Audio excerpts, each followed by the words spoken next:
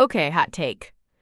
What if I told you that the most common conversation you'll have in English is the one you're probably the least prepared for? It's not about complex politics or science. It's just talking about your day. Wait, really? Just talking about your day? But that seems so simple. Like, I woke up, I ate food. What's so hard about that? Exactly. That's the trap. Sounding like a robot listing facts is not connecting. Today on Fluent English for You, we are going to completely change how you talk about your daily life so you sound natural, interesting, and fluent. Plus, stick around to the very end because I've got a surprise tip that even advanced learners get wrong. Ooh, a surprise. Okay, I'm in. Let's do this. I'm tired of sounding like a boring robot. This actually reminds me of a super awkward experience I had a few years ago when I was trying to make a new friend from Spain. Oh no, I feel like I know where this is going. Do tell. Okay, so I met this amazing girl named Sophia. Her English was pretty good. My Spanish was not, so we stuck to English. We were grabbing coffee, trying to get to know each other, and she asks me, "So what's a typical day like for you?" The classic question. The moment of truth. Right, and my brain just short-circuited. I went into full robot mode. I was like, I wake up at 7, I eat breakfast, then I go to my classes. After class, I study. In the evening, I watch TV and I go to sleep. And I just stopped. Oh, the silent stare. I know it well. It was so bad. She was just politely nodding, holding her coffee cup, with this look on her face like, "And is that it?" The conversation just died. It was so embarrassing because I knew more English than that, but I didn't know how to make my life sound, well, like a life. I totally get that. You feel like the most boring person on the planet, even though you're not. You just don't have the right words to paint the picture. Exactly. I wasn't connecting with her. I was just reporting my schedule. I realized later that she probably described her day with passion, like, "I wake up and I can't wait to have my coffee." Or "the most boring part is my commute." Ugh. I wasn't adding any of that human stuff. The human stuff. That's the key. So you just gave her a list of activities. A very, very boring list. It took me a while to recover from that conversation. But it taught me that fluency isn't just about knowing words. It's about knowing how to share your experience, how to tell a mini story about your day. So, to make sure you never have to feel that awkward silence, let's break down 3 easy ways to make your daily routine sound way more natural and interesting. Yes, please. I need this. Let's kill the robot. First up, instead of just saying, "I wake up early" or "I wake up late," describe your style. Are you a morning person or not? You can say, "I'm an early bird," which means you love mornings, or "I'm not a morning person," which is the opposite. Oh, that's so much better. I'm not a morning person is basically my life story. It adds personality right away. I'm not a morning person, so I usually hit the snooze button a few times. Okay, your turn. Try saying that with me. Ready? Okay. Number 2 is all about connecting your ideas. Instead of just listing things, "I do this, I do that," use sequencer words. Simple words like "after that," "then," or "once I finish that" can make your sentences flow together like a story. So it's like building bridges between your actions, so it doesn't sound so choppy. I always start my day with yoga. After that, I feel ready for anything.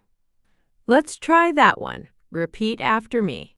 And our third tip, which is maybe the most important, is to add your feelings. Don't just say what you do, say how you feel about it. Use phrases like, "My favorite part of the day is," or "the most stressful part is," or "I find it really relaxing too." Ah, the human stuff you were talking about in the story.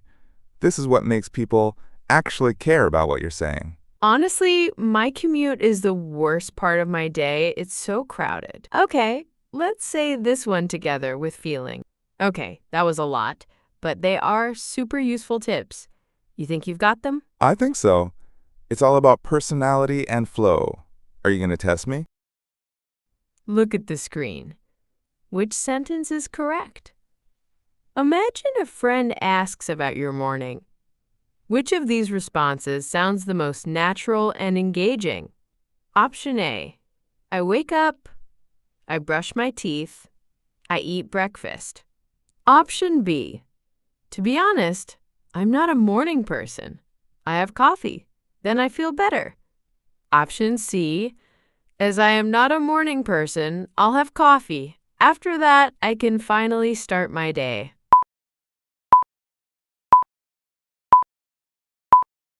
And the correct answer is C. Yep, it has to be C. It uses not a morning person to show personality and, after that, to connect the idea smoothly.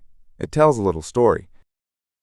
Excellent job, everyone. Now, knowing the pieces is good, but hearing them in a real conversation is even better. Are you ready to try a full-speed chat? Let's do it.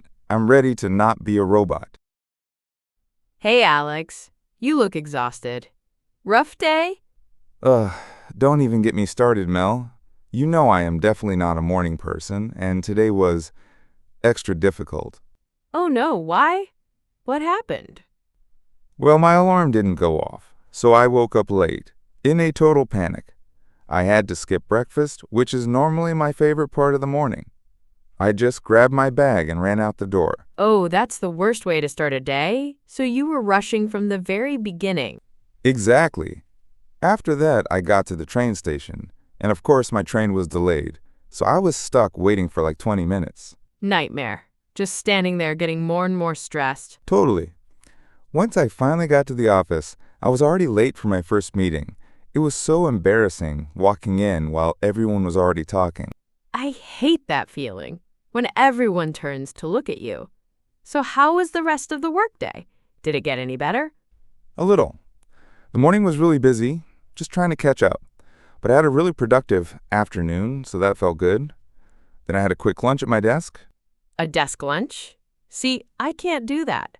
I find it so important to get away from my screen for a bit, even just for 15 minutes.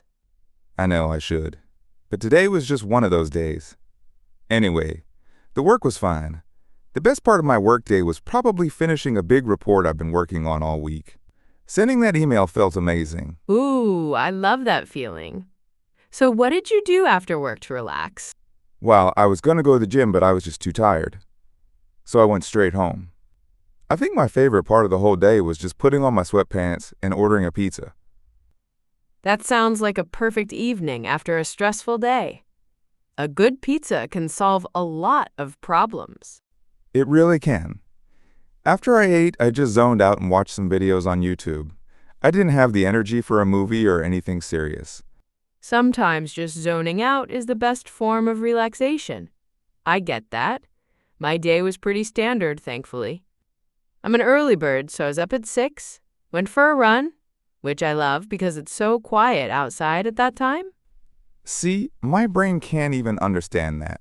But good for you. So you had a good start. Yeah, it really sets the tone. Then I worked from home all day, lots of calls. The most boring part was an accounting meeting that went on forever. But once I was done with that, the rest of the day was easy. Nice. So what are you up to now? Just chatting with you. After this, I think I'll read my book for a bit and then probably go to bed early. I'm trying to finish this novel. Sounds like a nice, calm evening. I'm jealous. Wow, listen to you. That sounded so natural. You didn't sound like a robot at all. Thanks.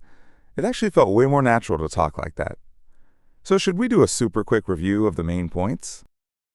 Okay, first, add personality. Don't just say when you wake up, say if you're an early bird or not a morning person. Second, connect your actions. Use words like after that and then to make it sound like a story, not a list. And third, share your feelings. Is part of your day your favorite or the worst? Is it relaxing or stressful? This is the key to connection. And that is it. Now you have the tools. But to really learn, you have to use them. Ooh, is it mission time? It is. Your mission, should you choose to accept it, is to tell us about your day in the comments below. Try to use at least one of the 3 tips we talked about today. We want to hear about your real life. Yeah, don't be shy. We'll read as many as we can. It's great practice. Okay, that's almost all we have for today. This was so much fun. Wait, you can't end it there. What about the surprise tip for advanced learners you mentioned at the beginning? Ah, you remembered. Okay, the secret tip is this. The biggest mistake learners make is thinking they need to have an exciting day to talk about it. That's not true. The secret isn't an exciting life. It's the ability to share your normal life in an exciting way. By adding your feelings and personality, you make any day interesting. That's the real key. Wow, that's so true. The pressure is gone. Thank you guys so much for watching. If you learned something new today, make sure to hit that like button and subscribe to Fluent English for You so you don't miss our next video. Yes, please do. It really helps us out. Keep practicing, and we'll see you in the next one. Bye. Bye, everyone.